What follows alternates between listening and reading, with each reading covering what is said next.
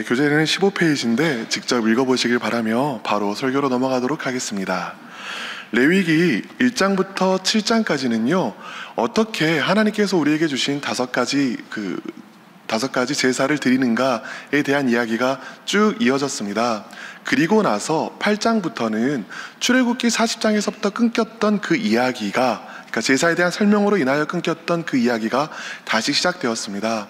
출애굽기 40장에서 어떻게 끝나는지 기억하십니까? 여러 번 이야기 드렸지만 이스라엘 백성을 인도하였던 그 구름 기둥과 불 기둥이 마지막에 하나님께서 스스로를 위하여 지으신 성막 위로 이동하는 것으로 끝났지요. 그래서 그 의미가 무엇이라고 했습니까? 하나님의 강력하신 임재가 이제는 시내산 위에 머무는 것이 아니라 이스라엘 백성과 함께 있다, 그런 의미다라고 말씀드렸습니다. 그리고 나서 지금 이스라엘 백성은 여전히 시내산 아래에 있습니다. 출애굽기 19장부터요 민수기 10장까지 모세오경 전체에서 한 40% 정도에 해당하는 분량인데요, 이 시간 내내 이스라엘 백성은 시내산 아래에 있습니다. 그래서 이걸 신학적인 용어로는 시내산 페리코프라고 하는데요, 이 시내산 아래에서 이스라엘 백성은 무엇을 배웁니까? 거룩하신 하나님께서 이제 우리 가운데 임하셨기 때문에 이 임한 하나님과 어떻게 동행하는지를 배우는 것입니다. 그리하여 말씀드렸던 것처럼 1장부터 7장까지는 하나님께 어떻게 제사를 드리는지에 대해서 배웠고, 이제 8장에서는 드디어 아론이 대제사장에 취임하게 됩니다.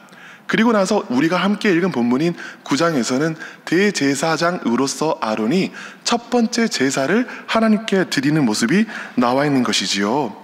먼저 1절부터 7절까지는 제사 준비를 하고 있습니다. 아론과 그 아들들을 위하여 속죄제와 번제를 준비하라고 하고, 그리고 백성들을 위해서는 속죄제와 번제와 화목제와 소제를 준비하라고 이야기합니다. 그런데요, 이렇게 제사를 드려야 하는 목적과 이유가 4절과 6절에 잘 나와 있습니다. 4절 후반부입니다. 오늘 여호와께서 너희에게 나타날 것임이니라 하매, 또 6절입니다. 모세가 이르되 이는 여호와께서 너희에게 하라고 명령하신 것이니 여호와의 영광이 너희에게 나타나리라. 제사를 드리는 목적이 무엇입니까? 하나님의 강력한 임재, 영광이라고 이름하는 그 강력한 임재 가운데 거하기 위함입니다. 제사를 드리는 목적과 정확하게 동일하게 예배의 목적 역시 하나님의 임재를 경험하는 것에 있습니다. 시내산을 뒤흔들었던 임재가 이제는 회막에 임하였습니다. 그렇기 때문에 제사를 제사답게 드리기 위해서는 지금 이 자리에 계신 하나님의 온 시선을 집중할 수 있어야만 했습니다. 마찬가지로 우리가 예배를 드릴 때에도요, 이 자리에 나와 함께 계시는 하나님, 오신 하나님의 온 우리의 시선과 집중을 드리는 것이 필요합니다. 예배가 참으로 예배되기 위해서는 믿음의 눈을 들어서 하나님의 크심, 하나님의 전능하심, 하나님의 거룩하심에 주목하고 그 믿음의 눈으로 이 자리에 거룩하신 하나님, 크신 하나님이 계신다라고 고백하고 높일 수 있어야 한다는 것이죠. 이것이 예배의 핵심입니다. 믿음의 눈으로 이 자리에 계신 하나님을 붙잡지 못한다면 예배는 금방 힘을 잃어버리고 맙니다. 말씀을 듣는데 이 말씀이 나와 함께 계신 하나님께서 내게 주신 말씀이다 라고 믿음으로 붙잡지 못한다면 말씀을 아무리 들어도요, 지식은 남을지 몰라도 내게 말씀하시는 하나님의 음성으로 경험할 수는 없습니다. 마찬가지입니다. 하나님께서는 내가 찬양 중에 거하겠다라고 이야기하셨는데 찬양 속에 거하시는 하나님을 믿음의 눈으로 붙잡지 못한다면 아무리 찬양을 들어도 그 찬양은 그저 내 입속에서 맴도는 노래일 뿐이지 하나님께 가 닿지는 못하게 됩니다. 마찬가지로 우리가 기도를 드려도요, 지금 내 앞에서 내 기도에 귀 기울이시고 기도를 들어주길 원하시는 그 하나님의 함께 계심에 집중하지 못한다면 기도는 그저 연기처럼 하늘에 올라가다가 흩어져 사라질 뿐입니다. 그러므로 우리가 예배를 예배답게 드리기 위하여 가장 중요한 것이 무엇입니까? 지금 이 자리에 나와 함께 거하시는 하나님입니다. 여러분, 우리 주 예수 그리스도께서도 말씀하셨죠. 두세 사람이 내 이름으로 모인 곳에 나도 너희와 함께 있다라고 말씀하셨습니다. 여러분, 그렇다면 지금 이 자리 가운데 우리 주 예수 그리스도께서 거하실까요? 거하지 않으실까요? 당연히 거하십니다. 두세 사람이 훨씬 넘는 이 많은 사람들이 오직 우리 주 예수 그리스도의 이름으로 인하여 이 자리에 모이지 않았습니까?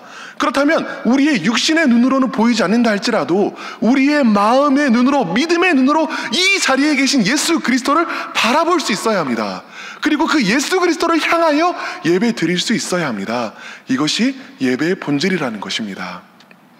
여러분, 이렇게 예배 드렸을 때, 구약 사람들이 또 제사 드렸을 때 어떤 일이 벌어졌죠? 하늘의 불이 떨어져 임했습니다.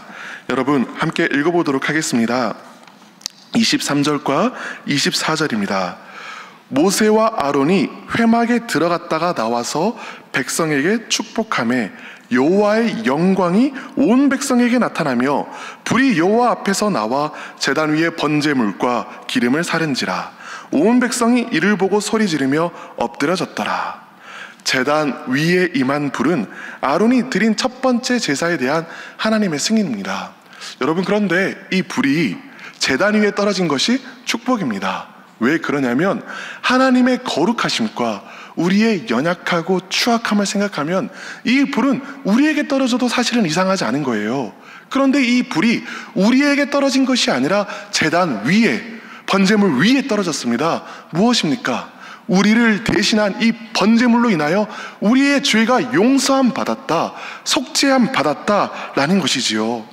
마찬가지로, 그와 마찬가지로 예수 그리스도께서 우리를 위하여 피 흘려 죽으신 이후에 오순절 성령의 불이 성도들 가운데 임하였습니다. 그리고 여러분, 오늘 우리에게 강력하게 필요한 것이 바로 이 위로부터 임하는 성령의 불입니다. 여러분, 왜 우리에게 성령의 불이 필요하죠? 우리 안에는 욕심과 탐심이 가득한데 내 힘과 내 능력으로는 우리 안에 있는 이 욕심과 탐심을, 내 안에 있는 추악함과 부정함을 이길 수 없기 때문입니다. 내 힘으로는 할 수 없습니다. 그렇기 때문에 우리에게는 위로부터 임하는 하나님의 능력이 필요합니다. 여러분, 위로부터 임하는 이 하나님의 은혜와 능력을 사모하시길 바랍니다. 뿐만 아니라 우리에게는 왜 위로부터 임하는 능력이 필요하죠? 오늘 이 예배당 문 밖을 나서면 이제는 또 오늘 하루의 삶을 살아야 하는데 하루하루의 삶을 살 때에 내 힘과 내 능력으로는 살 수가 없기 때문입니다. 너무나 연약하고 너무나 부족하여 우리는 끊임없이 좌절하고 절망하기 때문입니다. 그러므로 위로부터 임하는 하나님의 능력이 필요합니다. 우리가 예수 그리스도께서 나를 위하여 죽어주셨음을 인정하며 이 번제와 속죄제를 주님 앞에 고백하며 주님 앞에 나아가 주님의 이 자리에 계심을 믿음의 눈으로 바라보며 주님의 크심을 높이며 주님의 높으심을 찬양할 때, 여러분, 하나님께서 성령의 불로 우리 가운데 임하여 주실 것입니다. 위로부터 임하는 하나님의 능력으로 충만한 우리 되기를 간절히 바랍니다. 첫 번째 기도 제목입니다. 하나님의 임재 안에서 살아있는 예배를 드리게 하여 주시옵소서. 하나님의 임재 안에서 살아있는 예배를 드리게 하여 주시옵소서. 여러분, 얼마나 기뻐요. 우리가 예배 드렸고 하나님께서는 하나님의 강력한 임재로 그 자리에 계심을 보여주셨습니다. 너무나 기쁘고 행복한 축제의 장면입니다. 그런데요, 한 장 벗어나서 10장에서는 이 축제의 분위기가 완전히 뒤바뀌어 버리고 맙니다. 10장 1절을 함께 읽어보도록 하겠습니다. 시작. 아론의 아들 나답과 아비후가 각기 향료를 가져다가 여호와께서 명령하시지 않은 다른 불을 담아 여호와 앞에 분향하였더니, 하나님께서 명령하시지 않은 다른 불을 향로에 담아서 이 향로를 가지고 분향단에 가서 분향하려고 했을 때 일어난 일입니다. 어떤 일이 일어났습니까? 바로 2절은 이렇게 이야기합니다. 불이 여호와 앞에 나와서 그들을 삼키매 그들이 여호와 앞에 죽은지라.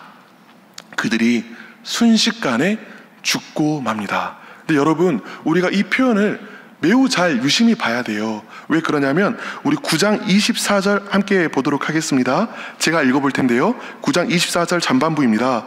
불이 여호와 앞에 나와 제단 위에 번제물과 기름을 사른지라. 자, 불이 여호와 위에 앞에서 나와라고 이야기하고 있지요. 그리고 10장 2절입니다. 또 이렇게 이야기하고 있습니다. 불이 여호와 앞에서 나와 그들을 삼키매 그들이 여호와 앞에서 죽은지라. 여러분, 불은 똑같은 불입니다. 여호와 앞에서 나온 똑같은 불이 임한 거예요. 그런데 어떨 때에는 이 불이 하나님의 임재하심의 축제 같은 상징이 되는가 하면, 또한 어떨 때에는 이 불이 너무나 안타까운 심판의 모습으로 임하게 되는 것을 우리가 보게 되는 것입니다. 여러분, 어떨 때 이 불이 축복으로 임하고 어떨 때 똑같은 이 불이 하나님의 임재가 심판으로 임하게 되는 것일까요?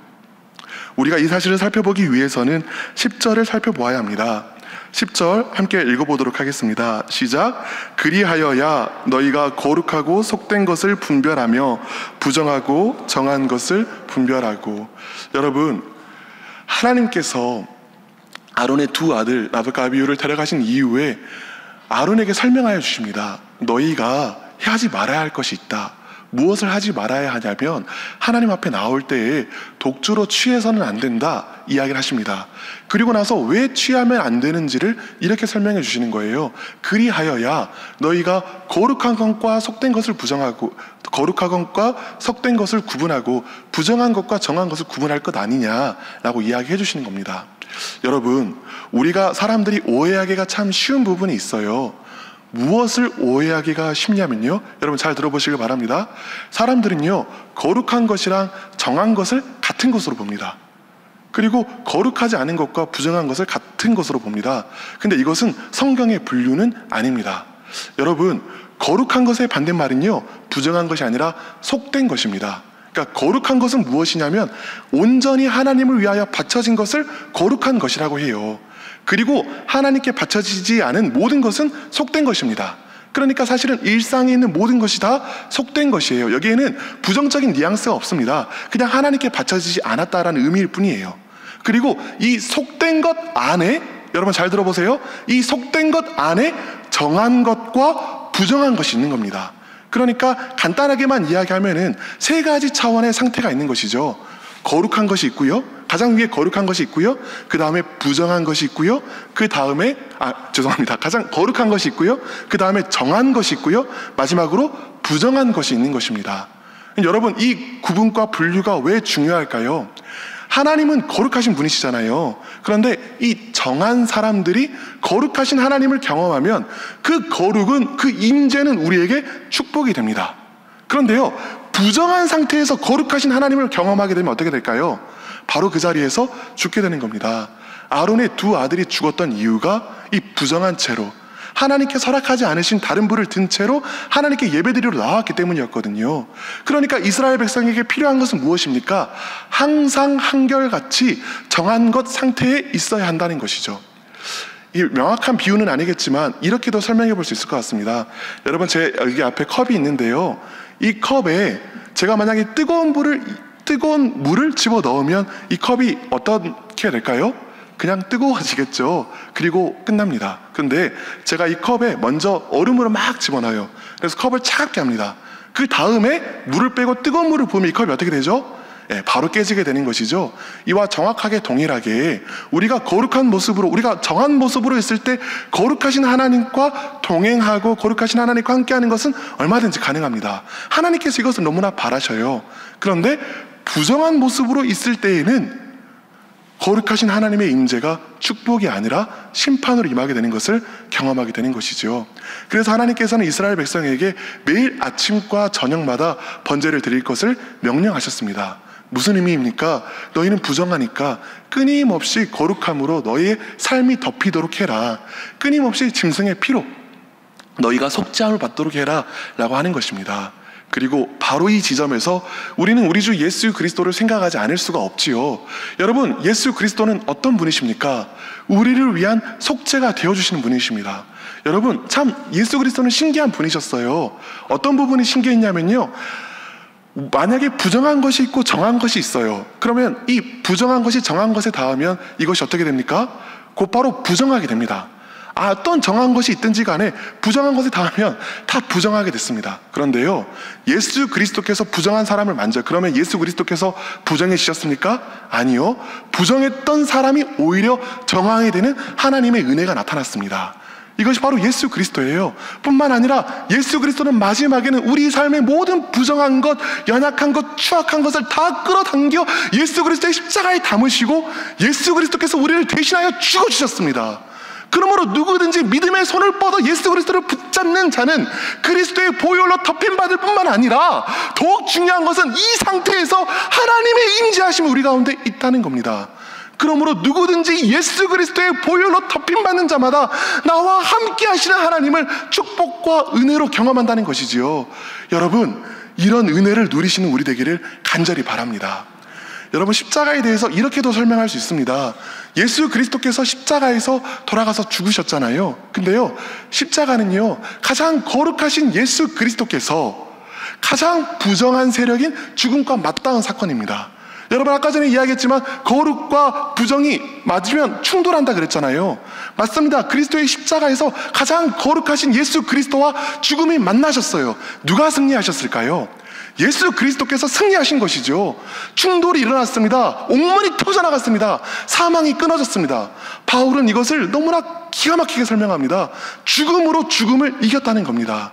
여러분, 그러므로 우리는 예수 그리스도를 십자가를 의지한다라고 말할 때 무엇을 고백하냐면 예수 그리스도께서 승리하셨습니다 라고 고백하는 것입니다. 여러분을 사로잡고 있는 부정한 세력이 있습니까? 그것이 슬픔이든 아픔이든 어떠한 중독이든 간에 여러분을 사로잡고 있는 중독의 세력이 있다면, 여러분을 사로잡고 있는 이 부정함의 세력이 있다면 여러분 고백하시길 바랍니다. 예수 그리스도의 십자가에서 그 모든 부정은 끊어졌습니다.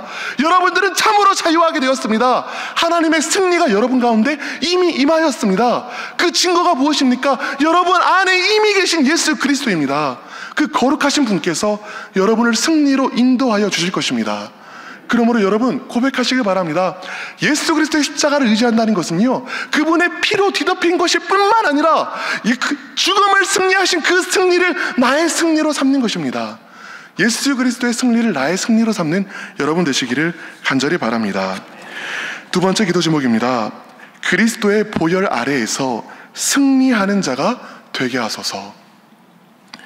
그리스도의 보혈 아래에서 승리하는 자가 되게 하소서. 마지막으로 이제 10장 12절 넘어가게 되는데요, 이제 12절부터는 아론의 남은 두 아들 엘르아살과 이다말과 더불어 제사를 쭉 진행하고 있습니다. 근데 여러분, 제사를 드리고 나면은요, 제사장이 먹어야 하는 것들이 있었어요. 예를 들면 속죄제 염소를 이 하나님께 속죄제로 드리면 그 다음에 염소에 남은 것은 먹어야 했거든요. 그래서 이제 모세가 속죄제를 드리고 나서 내가 이제 먹을 것이 있나 하고 이제 찾아보는데 이미 그것들을 불에다 태워버렸다는 겁니다. 그러니까 모세가 너무나 당황하고 또 황당했습니다. 아니, 방금 전에 나답과 아비후가 죽었는데 어떻게 또 자기 생각대로 하나님께서 말씀하신 제사의 순서를 무시하고 마음대로 행할 수가 있냐는 거예요. 그리하여 아론을 불러서 이야기를 합니다. 왜 이런 일을 했냐라고 이야기를 하는 것이죠. 여러분, 그때 하나님의 불이 또 떨어졌을까요? 그렇지 않습니다. 우리는 이 차이를 알아야 돼요. 왜 이번에는 하나님의 불이 떨어지지 않았을까? 아론의 대답을 한번 들어보도록 하겠습니다. 19절입니다. 함께 읽어보겠습니다. 시작. 아론이 모세에게 이르되 오늘 그들이 그 속죄제와 번제를 여호와께 드렸어도 이런 일이 내게 임하였거늘 오늘 내가 속죄부를 먹었더라면 여호와께서 어찌 좋게 여기셨으리요. 아멘. 여러분, 홈니와 비느하스가 죽은 이후에 하나님께서는요 이미 말씀해 주셨어요. 이거 먹으면 된다 안 된다? 너희가 슬퍼하면 된다 안 된다? 안 된다라는 겁니다. 너희가 슬퍼하면 안 된다. 왜냐하면 너희가 슬퍼하면 하나님의 선하심을 부정하게 되는 것이 될까봐. 그래서 아론은요 슬퍼할 수도 없고 아파할 수도 없었습니다. 그것이 하나님의 명령이었기 때문입니다. 내 상황과 내 환경과 꼭 같지는 않더라도, 내 마음과 같지는 않더라도 여전히 하나님의 선하시다라는 것을 내 입술로 담기 위해서는 슬퍼해서는 안 되는 그 신앙 고백이 필요했던 것이지요. 그런데 아론은 슬퍼하면 안 된다는 걸 알았지만 두 아들을 잃어버린 이후에 그 마음의 괴로움과 슬픔을 어찌 할 수가 없었습니다. 그 슬픔이 너무 컸어요. 그리하여 내가 이 슬픈 채로 내가 이 속죄제 제물 남은 것을 먹었더라면 하나님께서 기뻐하셨겠느냐라고 이야기를 합니다. 여러분, 그 마음이 무슨 마음인지 아시겠습니까? 지금 내가 내 유익과 내 바람을 위하여 이것을 먹고 안 먹고를 결정하는 것이 아니라는 겁니다. 나는 하나님의 선하심을 고백하기를 원하는데 지금 내 마음 가운데는 슬픔이 가득하여 이 속죄제 제물을 먹는 것이 하나님께서 기뻐하지 않으실까 봐 그것이 염려된다는 것이죠. 여러분, 이것이 하나님의 마음입니다. 하나님께서는 우리의 부족함을 아시고 우리의 연약함을 아시고 우리의 슬픔을 아시고 그리고 그 우리가 하나님을 위하여 선택하고자 하는 그 마음을 아십니다. 그리하여 그 하나님을 위하는 마음으로 우리가 선택했을 때 주님께서는 우리의 결정을 승인하여 주시고 그것 가운데 합력하여 선을 이루어 주신다는 것이죠. 여러분 삶 가운데 선택해야 될 것들이 참 많이 있는 것을 알고 있습니다. 그리고 그 중에 무엇이 하나님의 뜻인지 궁금하게 여길 때가 참 많지요. 근데 여러분, 이런 이야기를 여러분들에게 드리길 원합니다. 무엇이냐면요, 여러분이 하나님의 뜻이 아닌 것을 잘못 선택했을 때 하늘이 불이 떨어질까 봐 걱정한다면 걱정하지 마시기 바랍니다. 여러분들이 염려해야 될 것은 단 하나입니다. 나는 정말로 하나님의 기쁨이 되기를 원하는가? 나는 정말로 하나님을 기쁘시게 하기를 원하는가? 그리고 여러분 마음의 중심이 하나님을 기쁘시게 하기를 원한다는 마음일 때 여러분은 그 길을 가시길 바랍니다. 하나님은요, 전능하신 하나님, 주권의 하나님, 능력의 하나님이십니다.